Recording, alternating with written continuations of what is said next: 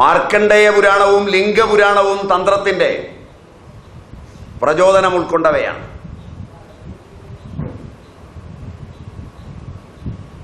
ഞാൻ നേരത്തെ പറഞ്ഞ ആനന്ദലഹരിയിലൂടെ ശങ്കരന്റെ അഭിമതവും തന്ത്രത്തിന് അനുകൂലമാണ്.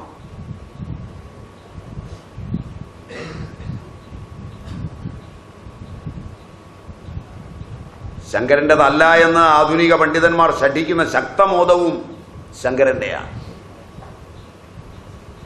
ശങ്കരന്റെ മറ്റൊരു കൃതിയാണ് ശക്തമോദം. ഇത് നിങ്ങൾ കേട്ടിട്ടുണ്ടെന്ന് തോന്നുന്നില്ല. ഉണ്ടോ?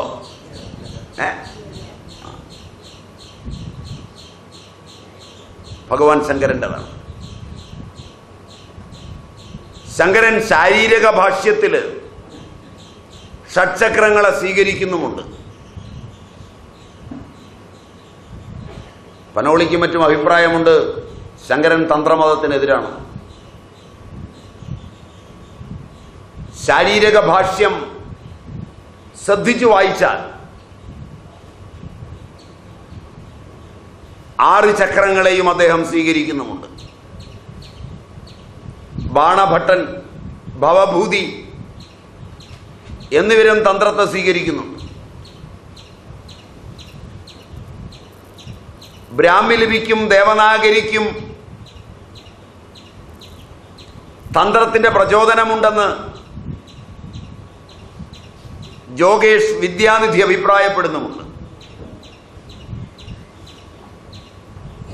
ജോഗേഷ് വിദ്യാനിധി എന്ന പണ്ഡിതന്റെ അഭിപ്രായത്തിൽ ലിപിയുടെ രൂപം തന്നെ ശബ്ദത്തിന്റെ രൂപമാണെന്നും ശബ്ദത്തിനനുസരിച്ചുള്ള ലിപി നിർണയം കണ്ടെത്തിയതാണ് തന്ത്രത്തിന്റെ ആദിമരൂപമെന്നുമാണ്. പറഞ്ഞത് മനസ്സിലായോ എന്നറിയില്ല.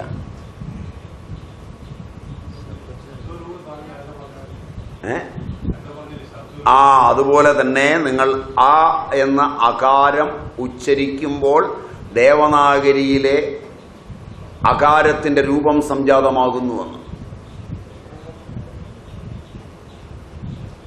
ഭഗവാൻ ശങ്കരന്റെ ഡമരുവിൽ നിന്ന് താന്ത്രിക മതമനുസരിച്ച് ശബ്ദം അവതരിച്ചു വന്നതാണ് ലിപികളെന്നാണ്.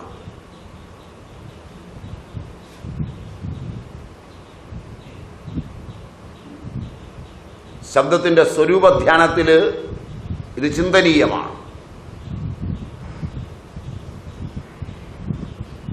ജോഗേഷ് ഗുപ്ത ഈ നിലയിൽ പഠനം നടത്തിയിട്ടുള്ള ഒരു ആചാര്യനുമാണ്.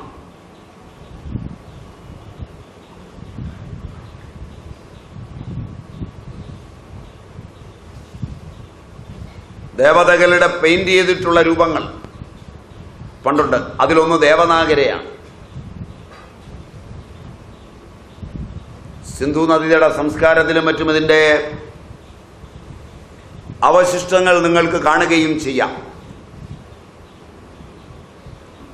ലളിത വിസ്താരത്തിലും ഭാസന്റെ യശതിലക ചമ്പുവിലും, രണ്ടും നിങ്ങൾ കേട്ടിട്ടുണ്ടോ എന്നറിയില്ല. ലളിത വിസ്താരം ഒരു ബുദ്ധ താന്ത്രിക ഗ്രന്ഥം, അതിലും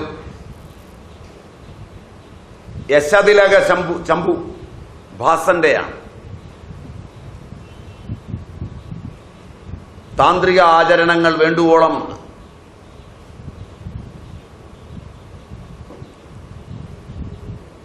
മാതൃഗണ വർണ്ണനവും മാതൃഗണ ആരാധനയും മാതൃദേവി ആരാധനാ സമ്പ്രദായങ്ങളും തന്ത്രത്തിന്റെ വിശേഷവിധികളാണ്. ഇത് സിന്ധു നദിയുടെ സംസ്കാരത്തിന്റെ അവശിഷ്ടങ്ങളിൽ നിങ്ങൾക്ക് കാണാം. മാതൃഗണ വർണ്ണനം, ദുർഗയെ വിശ്വമാതാവായും ശിവനെ പിതാവായും അമ്മയെ ആരാധിച്ചു പോന്നിരുന്നു. ശൈവവും ശാക്തേയവുമായ ഈ ചിന്തകൾക്ക് അത്രത്തോളം പഴക്കമുണ്ട് എന്ന് സാരം. എങ്ങനെ നോക്കിയാലും തന്ത്രാഗമങ്ങളുടെ വളർച്ച 6-ാം നൂറ്റാണ്ടിനും 12-ാം നൂറ്റാണ്ടിനും ഇടയിൽ അതിൻ്റെ ഉച്ചസ്ഥായിയിലെത്തിയിരുന്നു. അതുകൊണ്ടാകാം വിന്റർനിറ്റ്സും ഒക്കെ അങ്ങനെ ചിന്തിച്ചിട്ടുള്ളത്.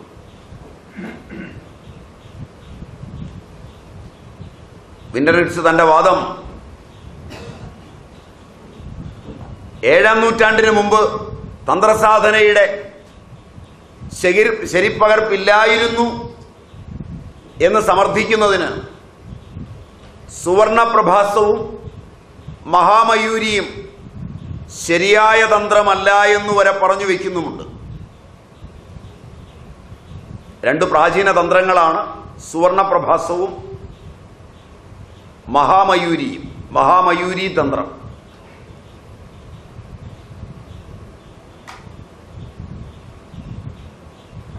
ഇതൊക്കെയാണെങ്കിലും തന്ത്രശാസ്ത്രത്തെക്കുറിച്ച് കാര്യമായി പറഞ്ഞിട്ടില്ലാത്ത രണ്ട് നിഘണ്ടുക്കൾ നാമലിംഗാനുശാസനവും അമരകോശവുമാണ്. അതുകൊണ്ട് അതിന് ശേഷമേ ഉണ്ടായുള്ളൂ എന്ന് പറഞ്ഞാൽ അവരതിനെ അവഗണിച്ചു എന്ന് വിചാരിക്കാതിരിക്കുന്നത് ബുദ്ധിയുടെ തെറ്റായൊരു വിലാസം മാത്രമാണ്. നാമലിംഗാനുശാസനത്തിലും അമരകോശത്തിലും തന്ത്രത്തെ ഒരു ശാസ്ത്രമെന്ന നിലയിൽ വർണ്ണിച്ച് കാണുന്നില്ല. അതും വിന്റർനിറ്റ്സിനും മറ്റുള്ളവർക്കും പറയുവാനൊരു കാരണമായിട്ടുണ്ടാവും.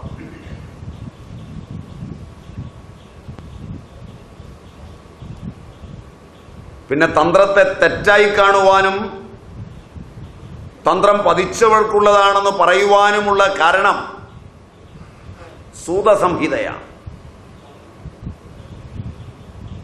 സൂതസംഹിതയുടെ മുക്തികാണ്ഡം. സൂതസംഹിതയുടെ മുക്തികാണ്ഡത്തിൽ വൈദികിയിൽ നിന്ന് അധപ്പതിച്ചവർക്ക് പഞ്ചരാത്രം മുതലായവയെ ആശ്രയിക്കാം എന്ന് പറഞ്ഞതാണ് അത്തരത്തിലൊരു ചിന്തയ്ക്ക് തന്നെ കാരണം. അതെല്ലാ തന്ത്രങ്ങൾക്കും ബാധകമാക്കിയെടുത്തു പിന്നീട് എന്നുള്ളതാണ് പ്രത്യേകത.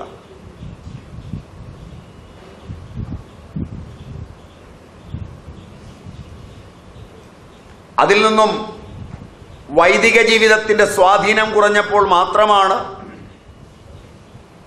തന്ത്രാഗമങ്ങളുടെ തിരപ്പുറപ്പാടെന്ന് വിചാരിക്കുവാനും കാരണമായി തീർന്നിട്ടുണ്ട്.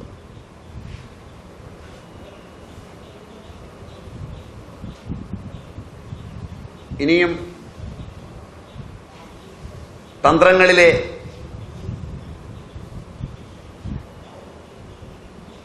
പ്രസിദ്ധങ്ങളായ ഒട്ടുവളരെ വിഷയങ്ങളുണ്ട്. നാഡിയെയോ ചക്രത്തെയോ അവയിൽ നിന്നുണ്ടാകുന്ന നാദത്തെയോ നാട്യശാസ്ത്രം മുതലായവയെയോ ഒക്കെ തന്ത്രത്തിൽ നിന്ന് മാറ്റിവെച്ച് പഠിക്കാൻ പോലും ആവില്ല.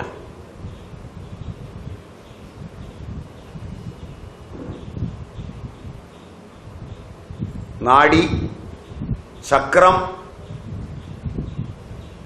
നാദം, ബിന്ദു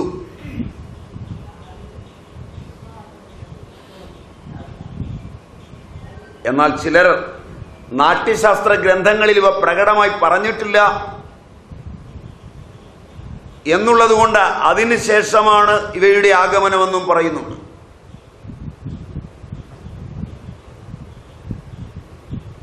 എന്തു തന്നെയായാലും നമുക്കിത് ഇങ്ങനെ ഉപസംഹരിക്കാം. തുടങ്ങിയിടം മുതൽ ഇന്നുവരെ തന്ത്രത്തിന്റെ സ്വാധീനം വിശ്വത്തിൽ അങ്ങോളം ഇങ്ങോളം കാണാം. ശരിയായോ തെറ്റായോ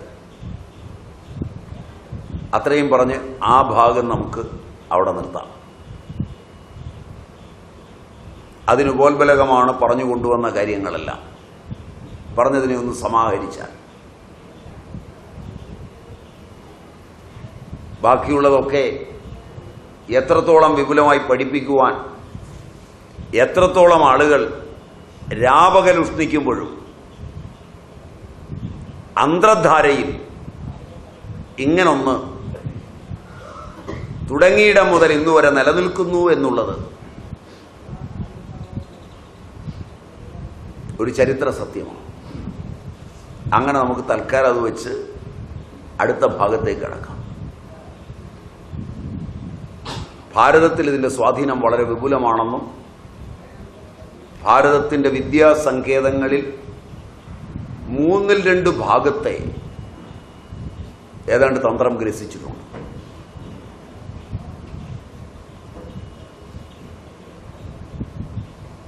ഭാരതീയമായ അറിവിൻ്റെ 2/3 ഭാഗത്തെ തന്ത്രങ്ങൾ ഗ്രസിച്ചിട്ടുണ്ട്. അനുകൂലിച്ചാലും ഇല്ലെങ്കിലും എടുത്തു പഠിച്ചു നോക്കാം. നിങ്ങൾക്ക് വെറും വഴിയരികിലെ വച്ചുവെക്കുന്ന വച്ചുമണി പുസ്തകം മുതൽ ഏറ്റവും വിലപിടിപ്പുള്ള പുസ്തകങ്ങൾ വിൽക്കുന്ന പുസ്തകശാലയിൽ ഏറ്റവും വിലപിടിപ്പോടുകൂടി വിൽക്കുന്നിടം വരെ രൂപഭേദങ്ങളോടുകൂടി നിലനിൽക്കുന്നു തന്ത്രങ്ങളുടെ ലോകമെന്നത് പ്രത്യേകതയാണ്. വായിക്കുന്നുവോ പഠിക്കുന്നുവോ എന്നതൊക്കെ വേറെ കാര്യമാണ്. ട്രൂ. മാത്രമല്ല, ഇപ്പോൾ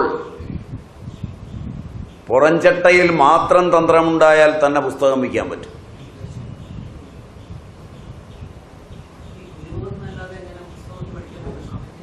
അങ്ങനൊന്നും പഠിക്കാൻ പറ്റിയല്ല, എന്നാലും അത് വിൽക്കാൻ പറ്റും. ഞാൻ പഠിക്കാമെന്ന് പറഞ്ഞില്ല, വിൽക്കാമെന്നേ പറഞ്ഞു. ഞാൻ വിൽക്കാൻ പറ്റുമെന്നേ പറയും. ഏതാണ്ട് കഴിഞ്ഞ 3-4 ദശകങ്ങളിൽ ഉണ്ടായിട്ടുള്ള പൈങ്കിളി സാഹിത്യത്തിലെ തുടർക്കഥകളിൽ വരെ താന്ത്രിക സ്വാധീനമുണ്ട്. Is it right?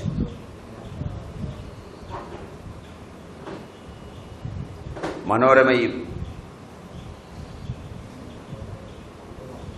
മംഗളവും അതുപോലുള്ള പൈങ്കിളി മാസികകളിൽ വന്നിട്ടുള്ള തുടർക്കഥകളിലും തുടർ നോവലുകളിലും മാന്ത്രികവും താന്ത്രികവുമായ അംശങ്ങൾ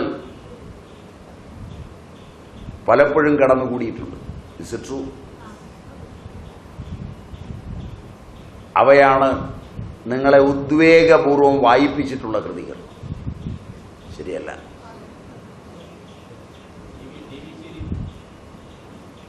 അതിലേക്ക് വരുമ്പോൾ സമീപകാലത്തുണ്ടായിട്ടുള്ള മിക്കവാറും എല്ലാ സീരിയലുകളിലും ഇതിൻ്റെ സ്വാധീനമുണ്ട് എന്ന് മാത്രമല്ല, അവസാനം സീരിയലുകൾ പരാജയപ്പെട്ടിടത്ത് നിങ്ങളുടെ നായികാനായക സങ്കല്പങ്ങളിലേക്ക് ഗുരുവായൂരപ്പനും ദേവിയുമൊക്കെ അരങ്ങ് തകർത്താടി രംഗത്ത് വന്നാണ് ഇന്ന് നിങ്ങളുടെ രാത്രികളെ ഉറക്കമില്ലാത്തവയാക്കി മാറ്റുന്നത്. അവയൊന്നും പ്രമാണഭൂതങ്ങളായ കഥകളല്ല. മനസ്സിലായില്ല? അതിലെ കഥാപാത്രങ്ങൾ പലതും പ്രമാണങ്ങളിലുള്ളവയുമല്ല.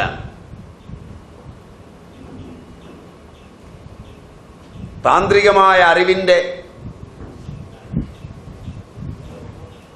അല്പമാത്രമായ അംശങ്ങളും പേറി വികലഭാവന സാമ്രാട്ടുകളായ ആളുകൾ പടച്ചുവിടുമ്പോൾ ജനിതക സ്മൃതികൾ താന്ത്രികമായി ഉണരുകയും വികല ലൈംഗികത വികലമായി ഉണരുകയും മനുഷ്യന്റെ വികല സ്വാതന്ത്ര്യങ്ങളെല്ലാം സമുജ്വലമാവുകയും ചെയ്ത് അധപ്പതിപ്പിക്കുവാൻ പോന്ന വിധം ഇവയെ നിലനിർത്തി നിങ്ങളെ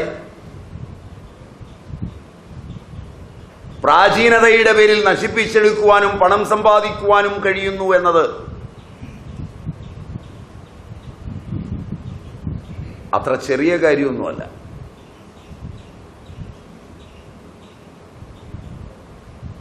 നിങ്ങൾക്ക് ഇഷ്ടപ്പെടാൻ സാധ്യതയില്ലാത്തതാണ് നല്ല പോലെ മനസ്സിലാകാത്ത ഭാഷയിൽ പറഞ്ഞു വെച്ചത്. വീട്ടിൽ പോയിട്ട് ആലോചിച്ച് മനസ്സിലാക്കിയാൽ മതി. ഇല്ലെങ്കിൽ ചിലപ്പോൾ എനിക്കിത് തീർത്തു പോകാൻ പറ്റിയെന്ന് വരികയില്ല.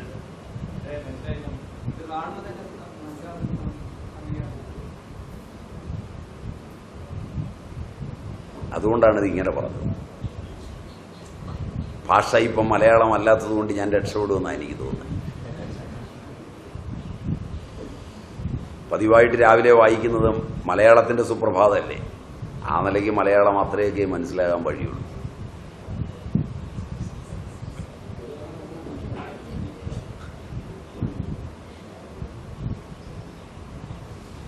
മതിയാവുമെന്നാണ് എനിക്ക് തോന്നുന്നത്. അത് നമുക്ക് അവിടെ നിർത്താം.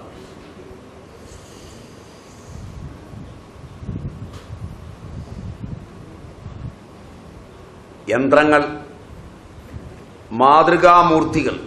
മാതൃകാമൂർത്തി എന്ന് പറയുന്നത് ദേവീമൂർത്തികൾ. മാതൃക, മാതാവ്, അമ്മ. മുദ്ര, ബീജാക്ഷരങ്ങൾ.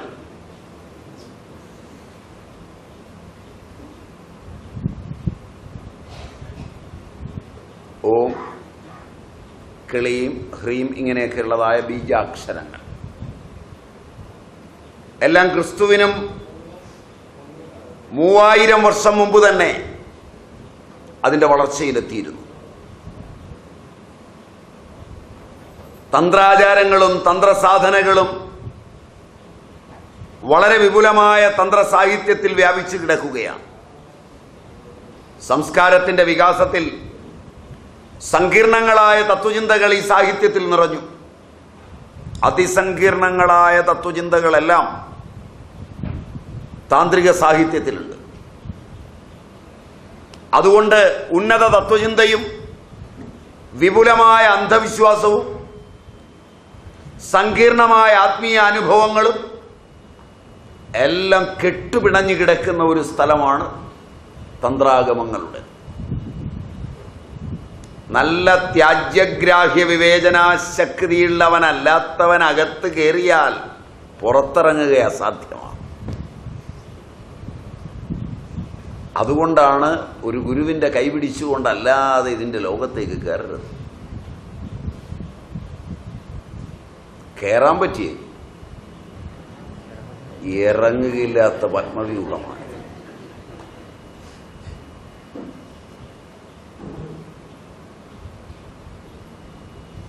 ഒറ്റാല് കണ്ടിട്ടുണ്ടോ? അതുപോലെ ഒറ്റാലെന്നാണോ പറയാ? അല്ല, കൂട പോലെ.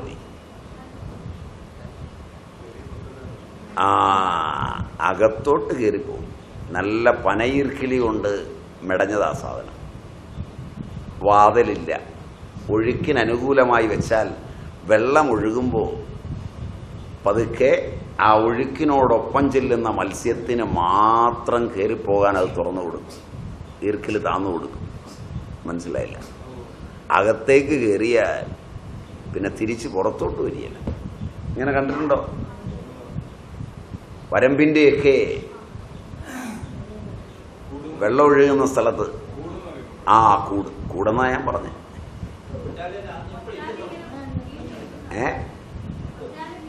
അതല്ല, അത് കുത്തിപ്പിടിക്കുന്നതാണ്. ഇതല്ല, ഇത് ഒഴുക്കിൻ്റെ അവിടെ വെക്കും. ഒരു ചിറക് വിടർത്തിയ പോലൊരു വായുണ്ടാവും. അതവിടെ വെച്ച് മണ്ണുമൊക്കെ ഇട്ട് വെച്ചേക്കും.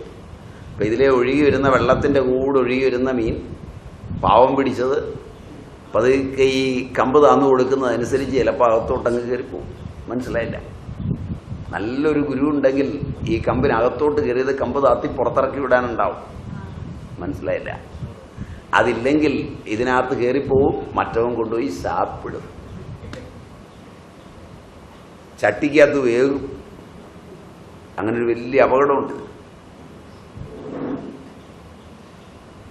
കാരണം ഇതിനകത്തില്ലാത്ത വിഷയമില്ല.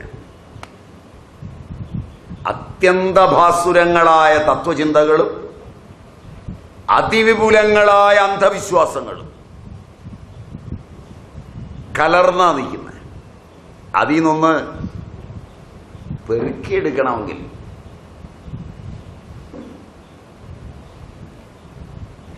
നല്ല സൗഭാഗ്യമോ അല്ലെങ്കിൽ നല്ല ഗുരുവോ വേണം. ഇതാവശ്യമാണ്. അതുകൊണ്ട് സംസ്കാരത്തിന്റെ വികാസത്തിൽ സങ്കീർണങ്ങളായ ഒട്ടെല്ലാ തത്വചിന്തകളും ഈ സാഹിത്യത്തിൽ നിറഞ്ഞു നിൽപ്പുണ്ട്. സങ്കീർണമായ ആത്മീയ അനുഭവങ്ങൾ ഇതിനകത്തുള്ളതാണ്. അതിസങ്കീർണങ്ങളായ ആത്മീയ അനുഭവങ്ങൾ. അത് തന്ത്രസാഹിത്യത്തിന്റെ വൈപുല്യമാണ്. ഇതെല്ലാം കൂടെ കെട്ടുപണഞ്ഞു കിടക്കുന്നതാണ്. എന്നാൽ ഒരിക്കലും വഴിതെറ്റാത്ത സാമൂഹിക നിയമങ്ങളും പെരുമാറ്റ ചിട്ടകളും നന്മയും ആധ്യാത്മികതയും എല്ലാം ചേർന്ന് ഒരു വർഗീകരണം തന്നെ തന്ത്രത്തിന്റെ ഉൽപ്പത്തി സ്ഥാനമാണ്. അതിൽപ്പെട്ടാൽ ഈ അപകടവുമില്ല. കൾട്ട് എന്ന് പറയും, കേട്ടിട്ടുണ്ടോന്നറിയില്ല. താന്ത്രിക് കൾട്ട്. സാമ്പ്രദായികമായ അതിൽപ്പെട്ടാൽ ഒരിക്കലും അപകടം പെടില്ല.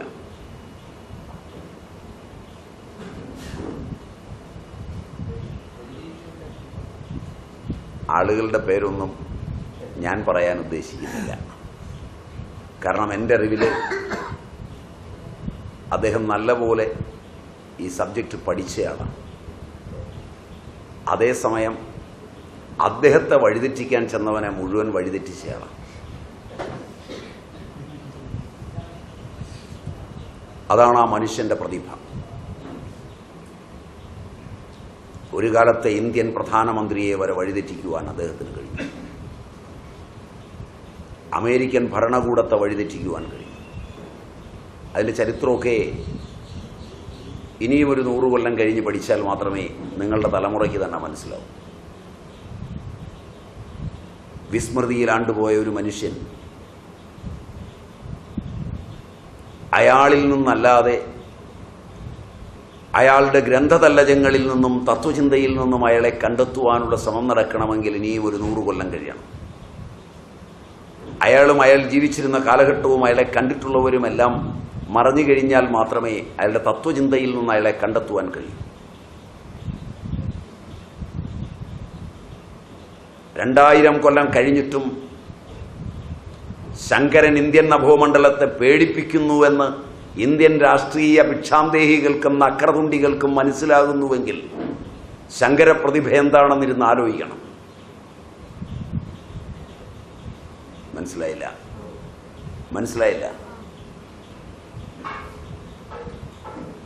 ആധുനിക ഇന്ത്യ അംബേദ്കറിന്റെ നേതൃത്വത്തിൽ ഭരണഘടനയുണ്ടാക്കി അതിൽ തൊട്ട് സത്യപ്രതിജ്ഞ ചെയ്തവൻ താൻ സത്യപ്രതിജ്ഞ ചെയ്ത ഭരണഘടനയെ വായിക്കാനും പഠിക്കാനും അതൊരു വക്കീലില്ലാതെ വ്യാഖ്യാനിക്കാനും അതിനനുസരിച്ച് നിയമനിർമ്മാണം ചെയ്യാനും കഴിവില്ലാത്തവനായിരിക്കുമ്പോൾ മനുസ്മൃതി കത്തിക്കാൻ നടക്കുന്നത് അവൻ്റെ വിവരക്കേടിൻ്റെ ലക്ഷണമാണ്.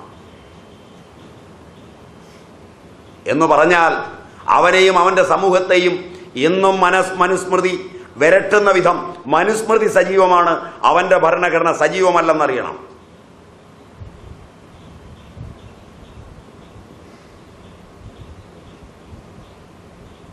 ഏതൊരുവനാണോ തൻ്റെ കാലഘട്ടത്തിൽ താനും കൂട്ടരും ചേർന്നുണ്ടാക്കിയത് നിസ്സാരമായിത്തീരുന്നു, തന്നെക്കാളും തൻ്റെ കൂട്ടരേക്കാളും പ്രാധാന്യം പഴമയ്ക്കുണ്ടെന്ന് പറയുന്നത്, അതിനെ ഭയപ്പെടുന്നത്, അതിൻ്റെ അർത്ഥം അവൻ കൊണ്ടുവന്ന സാധനം കാശിന് കൊള്ളില്ലെന്നാണ്.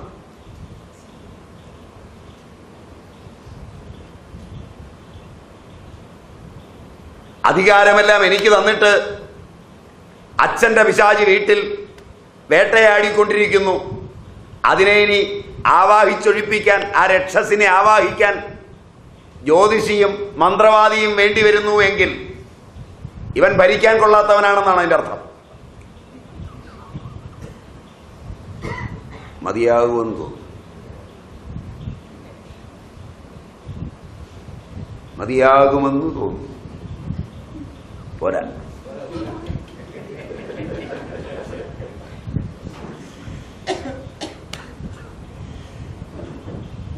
വിളിച്ചു വരുത്തി മേടിച്ചെടുക്കുകയാണ്. എന്ത് ചെയ്യാൻ പറ്റും? നമുക്ക് വല്ലതും ചെയ്യാൻ പറ്റുമോ? അതുകൊണ്ട് ചരിത്രത്തിൻ്റെ ഗതീയതയിൽ ജീവിച്ചു മരിച്ചവരെ പഠിക്കുന്നത് അവർ ജീവിച്ചിരുന്ന കാലഘട്ടങ്ങളിലെ മനുഷ്യൻ കൂടെ മരിച്ചു കഴിഞ്ഞ് അവരുടെ തത്വചിന്തകളിൽ നിന്ന് മനസ്സിലാക്കുമ്പോഴാണ്. ജീവിച്ചിരുന്ന കാലഘട്ടങ്ങളിലെ കഥകൾ കൂടെ നടന്ന് ചായ കുടിച്ചവരുണ്ടാക്കിയ സ്വകപോല കൽപ്പിതങ്ങളായ കള്ളക്കഥകളാണ്. അതിലല്ല അതിമാനുഷ്യരായ അവർ ജീവിച്ചിരുന്നത്. കണ്ടവരും കേട്ടവരും അവരുടെ അനുഭവങ്ങളെന്ന് സ്വപ്നത്തിൽ നിന്ന് പറയുന്നവയിലല്ല അതിന്റെ ചരിത്രമിരിക്കുന്നത്. അവരുടെ അന്തസ്സത ചൈതന്യത്തിൽ നിന്നുണ്ടായ തത്വചിന്തയിലാണ് അവർ ജീവിച്ചിരിക്കുന്നത്. അത് അനശ്വരവുമാണ്.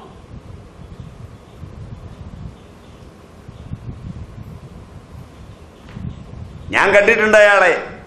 എനിക്കറിയാം 6 അടി പൊക്കം വരും. അത് അയാളുടെ ചരിത്രമല്ല, അതിവന്റെ കണ്ണുകൊണ്ട് കണ്ടപ്പോൾ 6 അടിയേ ഉണ്ടായിരുന്നുള്ളൂ എന്നാണ്. മനസ്സിലായില്ല?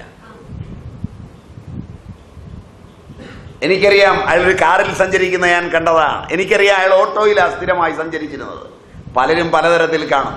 ആ കണ്ടതൊന്നും അല്ല അയാൾ. അയാൾ സഞ്ചരിച്ച വാഹനം അയാളുടെ തത്വചിന്തയാണ്, അയാളുടെ ദർശനമാണ്, അയാളുടെ അനുഭൂതിയാണ്. അതിന്റെ അന്തസ്സത ചൈതന്യത്തെ എറിയണമെങ്കിൽ നല്ല തള്ളയ്ക്കും തന്തയ്ക്കും പറക്കണം.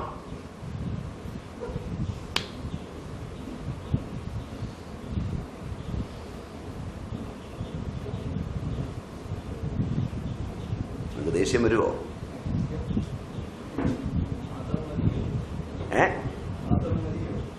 അതാ വേണ്ടത്. ആ പാരമ്പര്യ പ്രസിദ്ധി ഉണ്ടെങ്കിൽ, അതിലെ അറിവിൽ ഉറച്ചു നിന്നിട്ടുണ്ടെങ്കിൽ ആ കണ്ണുകൾ തെറ്റില്ല, ആ ചെവികൾ കേൾക്കേണ്ടതേ കേൾക്കൂ.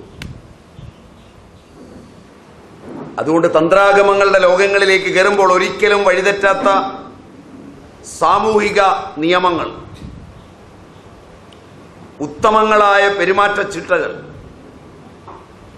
സർവാതിരീകൃതമായ നന്മ, അത്യുന്നതമായ ആധ്യാത്മിക അനുഭൂതി, ഇവയെല്ലാം ചേർന്ന് തന്ത്രം ഒരു സമ്പ്രദായം തന്നെയായി വികസിച്ചിട്ടുണ്ട്. കാശ്മീർ, ബംഗാൾ, ഡക്കാനൊക്കെ തന്ത്രത്തിന്റെ ഉൽപ്പത്തി സ്ഥാനം എന്നെണ്ണിപ്പോരുന്നുണ്ട്. അത് നമ്മളൊന്ന് സൂചിപ്പിച്ചതാണ് ആരോ ചോദിച്ചപ്പോൾ. ശാരദാലിപി ബംഗാൾ ലിപിയാണ്. കുറെ ഗ്രന്ഥങ്ങൾ ശാരദാലിപിയിലാണ് ആദ്യം കണ്ടുകിട്ടിയിട്ടുള്ളത്. അതിനെ അടിസ്ഥാനപ്പെടുത്തിയാണ് ബംഗാളാണ് എന്ന് പറയുന്നത്. അതിന്റെ അടിസ്ഥാനത്തിൽ വിന്റർനിറ്റ്സും കൂട്ടരുമെല്ലാം ഈ അഭിപ്രായം പ്രകടിപ്പിച്ചിട്ടുണ്ട്, ബംഗാളിലാണ്. എന്നാൽ എക്കാലവും തന്ത്രത്തിന് ഏറ്റവും പേരുകേട്ടത് കാമാഖ്യയാണ്. തന്ത്രസാധന തുടങ്ങുമ്പോൾ കാമാഖ്യയിലെത്തിയിരിക്കണം. കാമാഖ്യ ബംഗാളിലല്ല, കാമാഖ്യ ആസാമിലാണ്. അതുകൊണ്ട് തന്ത്രത്തിന്റെ കേന്ദ്രം അവിടെയാണെന്നും പറയുന്നുണ്ട്. വാസി എന്നു പേരായ ആദിമവർഗം സ്ത്രീ യോനി രൂപത്തിലുള്ള ദേവതയെ ആരാധിച്ചിരുന്നു എന്നുള്ളതിന്റെ സങ്കല്പമാണ് ശാക്തേയ ചിന്തകൾക്ക് പ്രചോദനമുണ്ടാക്കിയത് എന്ന് പറയപ്പെടുന്നു. ബംഗാളി ശാക്തേയനായ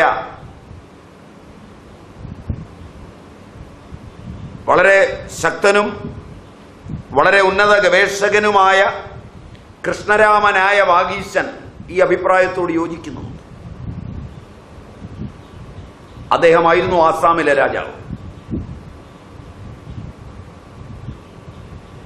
അദ്ദേഹത്തോട് ചേർത്ത് വെച്ചാണ് ആ സമ്പ്രദായത്തെക്കുറിച്ച് കൂടുതൽ പറയുന്നത്. രുദ്രസിംഹൻ അദ്ദേഹത്തിന്റെ ശിഷ്യനാണ്. തന്ത്ര ഇതിഹാസം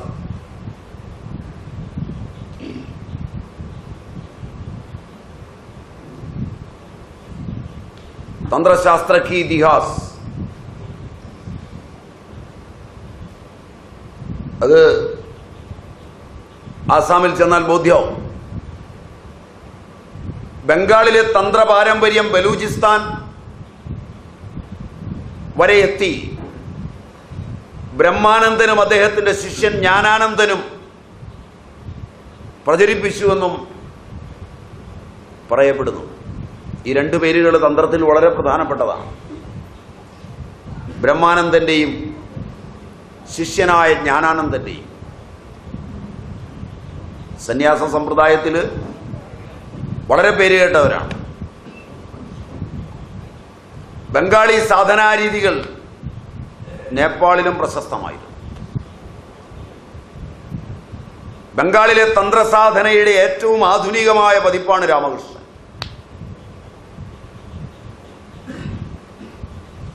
ശ്രീരാമകൃഷ്ണൻ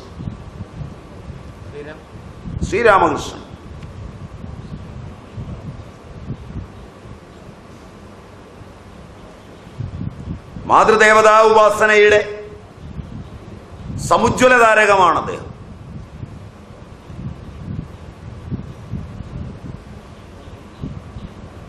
ശൈവവും ശക്തേയവുമായ ഈ ഒരു അംശത്തിലാണ് രാമകൃഷ്ണ സമ്പ്രദായം ഇന്ത്യയിൽ പ്രചരിക്കുന്നത്. നടക്കുന്നത് എന്ന പദം ഞാൻ ഉപയോഗിച്ചില്ല.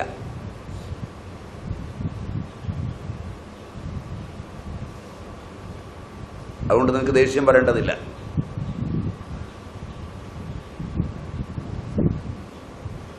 മാതൃദേവിയെയും ശ്രീരാമകൃഷ്ണനെയും ചേർത്ത് വെച്ചല്ലാത്ത ആരാധനാ സമ്പ്രദായങ്ങളൊന്നും അവിടെയില്ല. അതുകൊണ്ട് പറഞ്ഞതാണ്.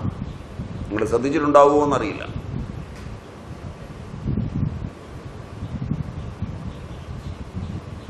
ബംഗാള് ഈ രീതിയിലാണ് വളർന്നു വന്നിട്ടുള്ളത്. ബംഗാളി സാധനാരീതികളാണ് നേപ്പാളിലും നിലനിന്നിരുന്നത്. ഇതിന് വൈകല്യം വരുമ്പോഴൊക്കെ ഭീകരത താണ്ഡവമാടാറുമുണ്ട്.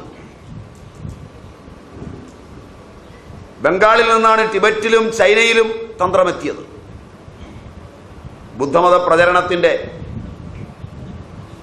കാലത്താണ് ഇവ എത്തിയത്.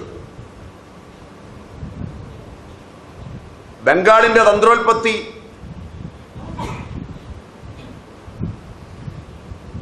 ശ്രദ്ധിച്ചു നോക്കിയാൽ ഒരുപക്ഷെ ഏറ്റവും ശക്തമായത്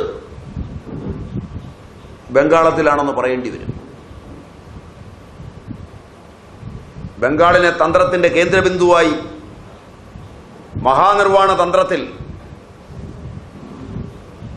നോക്കിയാൽ മനസ്സിലാവും. കാരണം ബ്രാഹ്മണ്യം ബംഗാളിൽ മാത്രമാണ് മത്സ്യം ഉപയോഗിച്ചിട്ടുള്ളത്.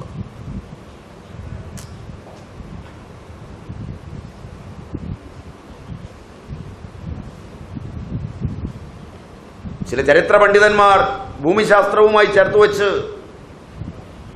തീരപ്രദേശത്ത് ജീവിച്ചുകൊണ്ടാണെന്നൊക്കെ പറയുന്നുണ്ട്. അത് സമ്മതമല്ല. ഇന്ത്യയിൽ തീരപ്രദേശങ്ങൾ മറ്റുള്ളിടത്തൊക്കെ ഉണ്ട്. മനസ്സിലായില്ല. ബംഗാൾ മാത്രമേ ഉള്ളൂ കടൽ തീരമെന്ന് തോന്നിപ്പോവും ആ പണ്ഡിതന്മാരുടെ വാചാടോപം കേട്ടാൽ. പിന്നെ പണ്ഡിതന്മാരെഴുതിയാലൊന്നും തിരിച്ചു ചോദിക്കരുതാത്തതുകൊണ്ട് നമുക്ക് സ്വീകരിക്കുകയേ നിവർത്തിയുള്ളൂ.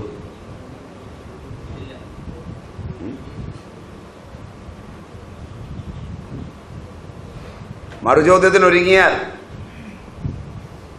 പിന്നെ അവരാശയങ്ങൾ കൊണ്ടായിരിക്കില്ല നമ്മയെ നേരിടുന്നത്.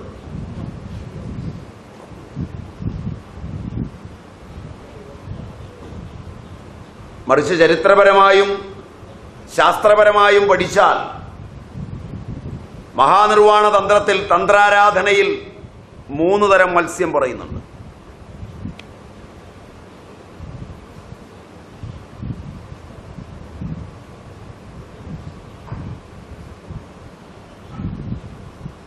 ആ മത്സ്യങ്ങൾ 3 ബംഗാളിൽ ധാരാളമായുള്ളത്.